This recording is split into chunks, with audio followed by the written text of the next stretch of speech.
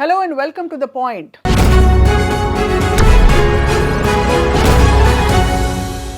దర్శకులు రామ్ గోపాల్ వర్మ సంచలనంగా కొన్ని ట్వీట్స్ పెట్టారు ఈ మధ్య కాలంలో. దాని నేపథ్యం ఏంటంటే ఆయన ఎప్పుడో దర్శకత్వం వహించిన సత్య సినిమా మళ్ళీ రిలీజ్ కావడం అండ్ ఆ సినిమా చూస్తున్న సందర్భంలో ఆయనకి జరిగిన అంతర్మథనం, ఇన్ని సంవత్సరాలుగా సత్య లాంటి గొప్ప సినిమా తీసిన నేను దారి తప్పానా అని ఒక ఆత్మ పరిశీలనలోకి ఆయన వెళ్ళిపోవడం, తర్వాత ట్విట్టర్ ముఖంగా అందరికీ చెప్పడం, ప్రముఖులందరూ దానికి స్పందించడం, అసలు దేశంలోని అతి గొప్ప డైరెక్టర్ని అవ్వబోతున్నాను నేను అని ఆయన ప్రకటించుకోవడం అనేది ఇప్పుడు చర్చనీయాంశం అవుతుంది. సో ఇదే అంశంపై మాట్లాడబోతున్నాం. మరి ఇన్ని సంవత్సరాల తర్వాత ఒక మనిషి నిజంగా మారే అవకాశాలు ఉంటాయా? ఇది ఒకలాంటి జ్ఞానోదయం అనుకోవాలా?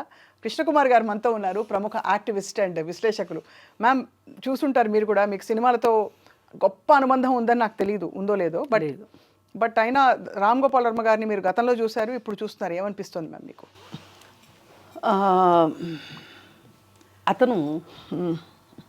అతనిలో ఇద్దరు మనుషులు ఉన్నారు, అందరిలోనూ ఉంటారు, ఆయనలో ఇద్దరు ఉన్నారు. ఒక మనిషి ఏంటి అంటే, నేను ఇప్పుడు పాపులర్గా నా గురించి అందరూ మాట్లాడుకోవాలి అంటే నేనేం మాట్లాడాలి, నేను నా తెలివితోని నేను ఎలా ఉండాలి అనేది ఇంకొక మనిషి. ఇవి రెండు ఎప్పుడు డామినేట్ చేసుకుంటూ ఉంటాయి. సరే, ఒకప్పుడు సంగతి సత్య సినిమా. సత్య కంటే నా దృష్టిలో క్షణక్షణం గొప్ప సినిమా, గాయం గొప్ప సినిమా, అలా ఉన్నాయి కొన్ని సినిమాలు ఆయన. అయితే ఆ సినిమాలకి ఎందుకు ఈ మనిషి సర్కార్ ఒకటి గొప్ప సినిమా, నేను చూశాను సర్కార్, సత్య చూడలా.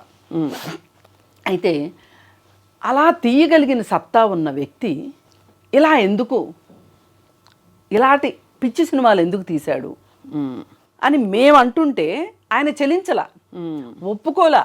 నా ఇష్టం, నాకు ఇష్టమైంది నేను తీస్తా, మీకు ఇష్టమైతే చూడండి, లేదా చస్తే చావండి, మూసీలో మునగండి అన్నట్టు మాట్లాడాడు ఆయన. ఏందాయన,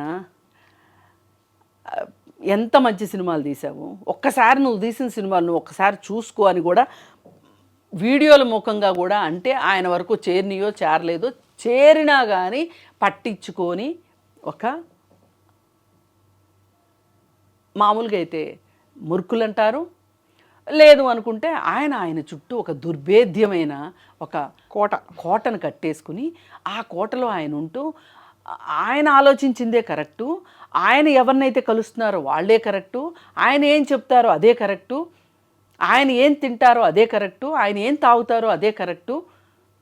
అలా ఆయన ఒక రకంగా ఒక సగం రోజుని విశృంఖలంగాను, ఇంకొక సగం రోజులు ఆయన అనుకుంటున్న క్రియేటివిటీలోనూ ఆయన బతికాడని నేను అనుకుంటున్నా. ఎందుకంటే పూర్తి విశృంఖలమే అయితే గనక అలా ఒక సామ్రాజ్యాన్ని సృష్టించుకునే అవకాశం ఉండదు. ఇప్పుడు డెన్ ఉంది, డెన్కి నేను కూడా వెళ్ళా ఒకసారి, ఇంటర్వ్యూ కోసం కాదు, యాక్చువల్లీ వీధి కుక్కలు కరిసి ఒక బాబు చనిపోయాడు. అవును, ఆ సందర్భంలో ఈయన చేసిన ట్వీటు చాలా చాలా ఏం చెప్పాలి, బాధ్యతారాహిత్యంగా ఉంది. ఆ ట్వీట్ ఏంటి అంటే, ఈ కుక్కలన్నింటినీ తీసుకెళ్ళి విజయలక్ష్మి గారి ఇంట్లో వదిలిపెట్టండి, మేయర్ ఇంట్లో వదిలిపెట్టండి అని చెప్పి ఆయన ట్వీట్ చేశారు. అయితే వీధి కుక్కలు గురించి బాధ్యత ఎవరిది అనే దాని విషయంలో ఎవ్వరూ క్లారిటీగా ఆలోచించని ఒకానొక ఆ సందర్భంలో వీధి కుక్కల బాధ్యత ప్రభుత్వానిది, సమాజానిది కూడా అని చెప్పి నేను ఒక వీడియో చేశాను, మిర్రర్లో అనుకుంటా చేశాను. బాగా చూశారు, నాకు కూడా మనసుకి నచ్చింది, అలా ఆ వీడియో నచ్చింది నాకు మనసుకి. అయితే సమాజానిది ఎందుకు బాధ్యత అంటే, ఈ సమస్త జీవరాశులుది ఈ సృష్టిలో ఉన్న సమస్త జీవరాశులది ఈ ప్రకృతి అందరిది. మనం కూడా ఒక 60 ఏళ్ళలో, ఒక 30 ఏళ్ళలో, ఒక 20 ఏళ్ళలో బతికి వెళ్ళి చనిపోయేవాళ్ళమే. అవును, అంతేగాని ఎవ్వరూ ఇక్కడ ఈ భూమి ఉన్నంత కాలం, ఈ సృష్టి ఉన్నంత కాలం పాతుకుపోయే వాళ్ళు ఎవరూ లేరు. అలాంటప్పుడు మనకున్న హక్కు ఏదైతే ఉందో వేరే జీవరాశులకు ఎందుకు లేదు అనే విషయంలో, పైగా ప్రకృతి వైవిధ్యం చాలా అవసరం, అన్ని జీవరాశులు ఉండాలి ప్రకృతిలో, డైవర్సిటీ ఉండాలి అనే విషయంలో నేను ఆయనతో మాట్లాడడానికి వెళ్ళా. ఓ అప్పుడు వెళ్ళారు డెన్కి? నేను వెళ్ళాను ఆయన డెన్కి. షాక్ అయ్యారా డెన్కి వెళ్ళి మీరు? అది నేను అంత పట్టించుకోలే. నా ఉద్దేశం ఏంటి, నేను అక్కడికి వెళ్ళింది ఆయనతోటి సమాజానికి, అంటే ఆయన ఇన్ఫ్లుయెన్సర్, అవునన్నా కాదన్నా, మీకు నచ్చినా నచ్చకపోయినా ఆయన ఇన్ఫ్లుయెన్సర్, ఆయన మాట వినే మనుషులు ఉన్నారు. అవునవును. అందుకోసమని నేనేం చేశానంటే, ఏమండి ప్రతి కాలనీలో తొట్టులు పెట్టమని చెప్పండి మీరు.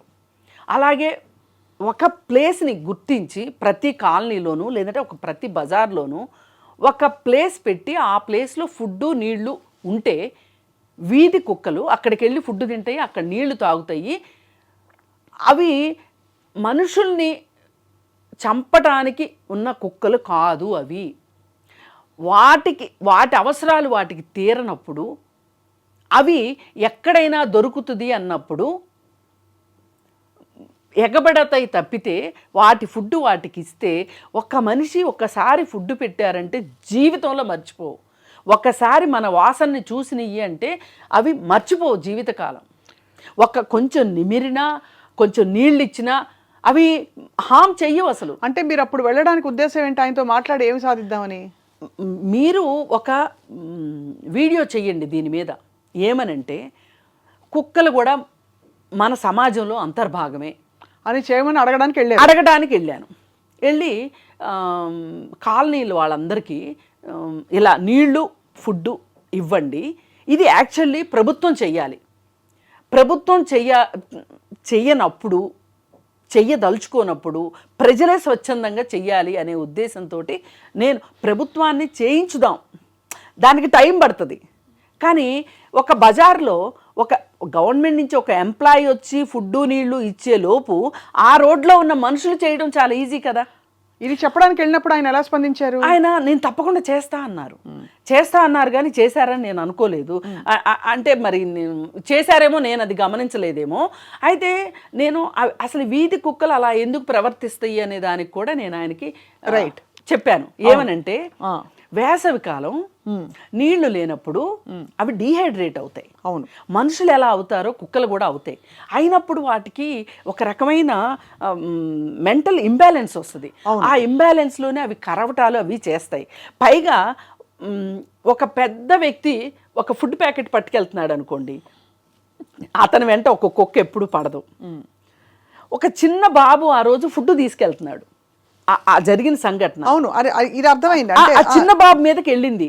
అందుకని నేనేమంటున్నానంటే వాటి కనీస అవసరాలు. ఓకే, ఇది అర్థమైంది. మీరు ట్వీట్ పెట్టడానికి వెళ్ళారు అక్కడికి అని వెళ్ళాను. వెళ్ళినప్పుడు డెన్ చూశాను, ఆయన మాట్లాడిన విధానం చూశాను. అందుకే ఆయనలో ఇద్దరు మనుషులు ఉన్నారని చెప్పాను. లేకపోతే నేను చెప్పేది ఎంత బాగా రిసీవ్ చేసుకున్నారో. అసలు మాకు టైం అయిపోతుంది, నాకు ఏదో వీడియో చేసే టైం అవుతుంది, నేను ఒక్కదాన్ని వెళ్ళాలి, ఇంకొక గ్రూప్గా వెళ్ళాం. ఆయన మాట్లాడుతూనే ఉన్నారు ఎన్నో విషయాలు. ఆయన ఏమి నాకు అసలు మనుషులు అక్కర్లేదు, నేను ఒక్కడిని బతకగలను అనే టైప్ కాదు అని ఆయన ప్రొజెక్షన్ ఇస్తాడు ప్రపంచానికి. కానీ ఆయన అలా కాదు. అందుకోసమే నేను ఆయన ఎక్కడో మిస్గైడ్ అయ్యారు జీవితంలో అని నేను అనుకుని ఆ మిస్గైడ్ అవ్వడంలో ఏంటి అంటే సక్సెస్ వల్ల అవుతారు కొంతమంది మిస్గైడు. అవును, ఊహించిన సక్సెస్. ఒకరోజు ఆయన చెప్పింది ఏంటి, అన్నపూర్ణ స్టూడియోలో శివ సినిమాకి నేను డైరెక్టర్ని ఆ అవకాశం తీసుకుంటానికి ఆయన ఏమేమి చేశాడో, ఏమి జిమ్మిక్కులు చేశాడో కూడా చెప్పాడు. నాగార్జున గారు ఒప్పుకున్నారని వెంకట్ గారు ఒప్పుకున్నారని నాగార్జున గారికి. మార్కెటింగ్ ఇలాగే ఉంటుంది. నేను మార్కెటింగ్లో ఉన్నాను కదా, నేనేం చేస్తానంటే ఒకరికి చెప్తాను తీసుకోండి అని, ఆ తర్వాత ఇంకొకరి దగ్గరికి వెళ్తాను, వాళ్ళకి చెప్తాను, ఏం చెప్తానంటే వాళ్ళు తీసుకున్నారు, వీళ్ళకి చెప్తాను, వీళ్ళు తీసుకున్నారు. అది ఒక మార్కెటింగ్ టెక్నిక్. మనకి పని జరగాలి, మనమేమీ మోసం చేయట్లా. అక్కడ ప్రోడక్ట్ అమ్ముతున్నాం. అల్టిమేట్గా వాళ్ళు తీసుకున్నారని చెప్పినా వీళ్ళు తీసుకున్నారని చెప్పినా ప్రోడక్ట్ నచ్చిందే వాళ్ళు తీసుకోరు. కాకపోతే ఏంటి అంటే వాళ్ళని కొంచెం ఒక మెట్టు ఎక్కించడానికి పనికి వస్తుంది. ఆయన అదే పని చేశారు. అంత కష్టపడి సినిమా ఫీల్డ్లోకి వచ్చి అన్ని మంచి సినిమాలు చేసి ఆ మనిషి ఇలా ఎందుకు అయ్యాడు అంటే ఒకవేళ ఆయనలో ఇప్పుడు సత్య సినిమా చూసి నేను వెక్కి వెక్కి ఏడ్చాను, అసలు నేనేనా, అది చాలా భావోద్వేగం నేను చూశాను నేను మొత్తం. ఆ భావోద్వేగం చూస్తే వేరే ఇంకెవరన్నా అయితే అదంతా అబద్ధం అనొచ్చు, కానీ నాకెందుకో నమ్మాలనిపించింది. మొదటి మాట, నమ్మకూడదు అని ఎవరన్నా అనుకుంటే అది వాళ్ళ చాయిస్. ఇప్పుడు నేను ఒక గొప్ప విషయంతో పోలుస్తా ఈ విషయాన్ని. అశోకుడు ఉన్నారు, ఆయన కత్తి ఏ రోజు రక్తం ఎండల, అవును, యుద్ధాలు చేస్తూనే వెళ్ళారు, సామ్రాజ్యాలు జయిస్తూనే ఉన్నారు.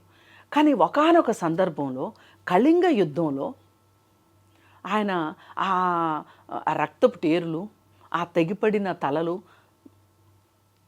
ఆ మృత కళేబరాలు అవన్నీ చూసిన తర్వాత ఆయన నేను ఇంక యుద్ధాలు చెయ్యను అని అనలా, ఏం చేయాలో ఆలోచించాడు. ఇప్పుడు యుద్ధం మానేయడం కూడా ఒక పనే, మంచి పనే, కానీ దాన్ని మించి ఏం చేశారు ఆయన, శాంతి సూత్రాన్ని ప్రవేశపెట్టారు. ఈవేళ మనము అశోకుడు అనగానే రెండు విషయాలు మనకు గుర్తొస్తాయి. రోడ్ల వెంట చెట్లు నాటించను అనేది ఒకటి గుర్తొస్తుంది, రెండోది కళింగ యుద్ధం వల్ల ఆయన మానసిక పరివర్తన జరిగి ఆయన శాంతి వైపు శాంతి కాముకుడిగా అయ్యాడు. ఒకే మనిషిలో రెండు చూసామా లేదా? అవును. అలాగే ఒక పచ్చి దొంగ వాల్మీకి కదా, ఆయన అన్నీ మానుకుని మరి రామాయణాన్ని రచించాడా లేదా? అవును. అంటే మరి ఈయన మారడం అని ఎందుకు అనుకోవాలి మనం? అంతే కదా. ఒక్కవేళ మారలేదు అనుకుందాం, మళ్ళీ అలాగే చచ్చు పుచ్చు సినిమాలు తీశారే అనుకుందాం, నాన్న పుల్లి కథ అవుతుంది, అంతకంటే ఏం కాదుగా. ఇప్పుడు నమ్మితే తప్పు లేదు, నమ్మకపోవడం తప్పు. అవును, కరెక్ట్. నమ్మాము, నమ్మినందువల్ల పోయేదేమి లేదు. ఆయన నిరూపించుకుంటారా, నిరూపించుకోరా? అసలు నేను ఏ సినిమా తీసినా సత్య లాంటి సినిమా రాలేదు కాబట్టి నేను అసలు సినిమాలే తీయను అని అనుకుంటారా? ఏది అంతే కదా, ఏది పెద్ద విషయం కాదు. కానీ ఆయనలో ఉన్న ఒక స్త్రీల పట్ల ఉండే, స్త్రీని కేవలం సెక్స్ సింబల్గానే చూసిన సందర్భాలు మనం కొన్ని డిబేట్స్లో చూసాం. అవును. జిఎస్టీ సినిమా తీయడం కావచ్చు, ఇంకొన్ని సినిమాలు కావచ్చు, ఏవైనా సరే ఆటల విషయంలో కూడా ఖచ్చితంగా ఆయనలో మార్పు వస్తుంది అని నేను నమ్ముతున్నా. ఎందుకంటే ఇంత మంచి ఇన్ఫ్లుయెన్సరు, ఇప్పుడు డబ్బు లేని వాడిని దానం చేయమని ఎవరు అడగరు, అవును, తిట్టరు ఎవరు. డబ్బున్నవాడు దానం చెబితే వీడికేం పోయేగా వచ్చింది అంటారు. అలాగే తెలివి ఉన్నవాడు తెలివి చూపించకపోతే ఆ తెలివిని ఏం చేసుకున్నాడు, దేవుడు నీకు ఇంత తెలివిచ్చింది ఎందుకు అంటారా లేదా? అంటారు. ఆయన దగ్గర ఒక సృజనాత్మకత ఉంది, ఒక సమయస్ఫూర్తి ఉంది, అలాగే నిజాయితీ కూడా ఉందండి. అది నేను అంటే నిజాయితీని ఏ కోణ నుంచి అంటే ఆయన ఎప్పుడు దాచుకుని పెద్ద మనిషిలా నేను ఉంటాను అని కనిపెట్టుకుని, చాలా మంది లాగా పెద్ద మనిషి ముసుగేసుకుని వెనకాల ఏదో పనులు చేసేవాళ్ళు చాలా మంది చూసుంటారు. మీరు కూడా చూసుంటారు కదా, మీరు కూడా మీ అపారమైన ఎక్స్పీరియన్స్ లో. అంటే అలా కాకుండా ఎవరు బయటికి వెళ్ళక్కల, సినిమా ఇండస్ట్రీలోనే బోల్డ్ మందిని చూస్తున్నాం అట్లాంటి వాళ్ళని. అంటే వాళ్ళు నొచ్చుకుంటారు. ఎందుకు ఇండస్ట్రీ మొత్తాన్ని అనట్లా, నేను ఇండస్ట్రీలో వ్యక్తుల్ని అంటున్నా. కొంతమంది నాకు హక్కు ఉంది. ఏ సినిమా అంటే ఆ సినిమా తీసి డబ్బుల కోసం జనాలను ఎత్తినేసి రుద్దుతున్న వాళ్ళని నేను అనకుండా ఎందుకు ఊరుకుంటాను? అంటాను ఖచ్చితంగా. అయితే అలా ఆ కోణ నుంచి చూస్తే నేను తీసేది నచ్చితే చూడు, లేకపోతే లేదంటారు. రెండోది నేను ఫలానా అని ముందే ఒప్పుకుని ఆయన అక్కడ నిజాయితీ అన్నంత తప్ప మరో విధంగా కాదు. Continue ma'am. అయితే మీరు అండం ఏంటంటే ఇవన్నీ ఉన్న వ్యక్తిలో మార్పు రావడం కూడా ఒక సహజమైన పరిణామం అంటారు. ఖచ్చితంగా. ఎందుకు రాదు? అలెగ్జాండర్ చెప్పలా? జగజ్జేత అలెగ్జాండర్ ఏం చెప్పాడు? నేను మోటివేషనల్ దీంట్లో ఎవరికన్నా ఏదైనా చెప్పేటప్పుడు, పిల్లలకి వాటికి ఏదైనా చెప్పేటప్పుడు నేను ఇవే ఎగ్జాంపుల్స్ చెప్తా. ఆయన ఏం చెప్పాడు?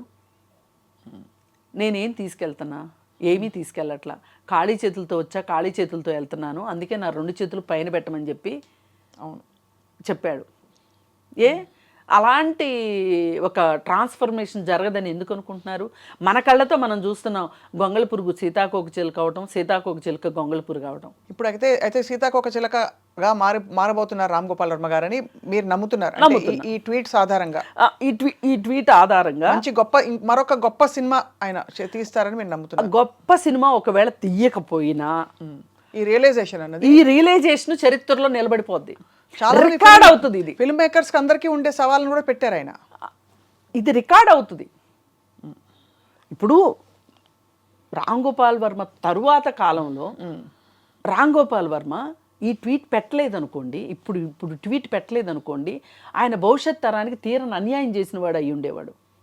కానీ ఆయన చేసింది ఏంటి అంటే, కొత్త సినిమా తీరా వేరే విషయం, కానీ నేనెందుకు ఇలా అయ్యాను అనే దానికి ఆయన నాకు సక్సెస్ తలకెక్కింది, తల పొగరొచ్చింది, తల బిరుసు వచ్చింది, ఆ కారణంగా తాగుబోతుని అయ్యాను నేను ఏ రోజు ఆయన ఒకసారి ఒక సందర్భంలో చెప్పారు, అసలు నేను సినిమా తీశాక మళ్ళీ చూడను, టైం వేస్ట్ అన్నాడు.